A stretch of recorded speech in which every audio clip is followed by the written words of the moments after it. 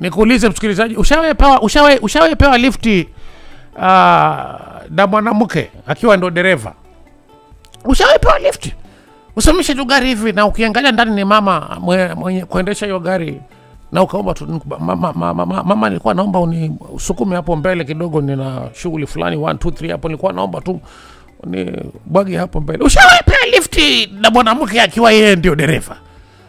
Nasema hivi, inasemekana kuwa baadhi ya wanawake wenye magari wamekuwa wagumu sana kutoa lift, yes, ya gari, hata kwa watu wanaowafahamu, tofauti na ilivyo kwa wanaume. Yes. Kuna ukweli wote kweli kwenye hili kweli? Kama ndiyo, unadhani sababu itakuwa ni nini? Mbona wasipeane lift? Mwingine anajiuliza, kwani lazima upewe lift na gari si yako? No, ni mambo tunaulizana tuweke mambo sawa hapa. Wewe ushawahi pewa lift? Sasa gari inaenda tu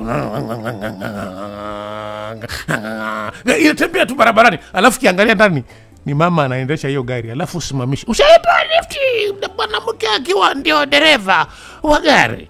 Because inasemekana, nimesema kwamba inasemekana, na si wote, but inasemekana kuwa baadhi, hilo neno baadhi, kuna wale wanatoa na kuna wale hawatoi. So baadhi ya wanawake wenye magari wamekuwa wagumu sana kutoa lift ya gari, hata kwa wale watu wanaowafahamu, watu wao wa karibu, watu anamjua kabisa na anapita vum, anajua kabisa yule ni Elvis vum, huyo anajua kabisa vum anapita, unaona anapita kabisa.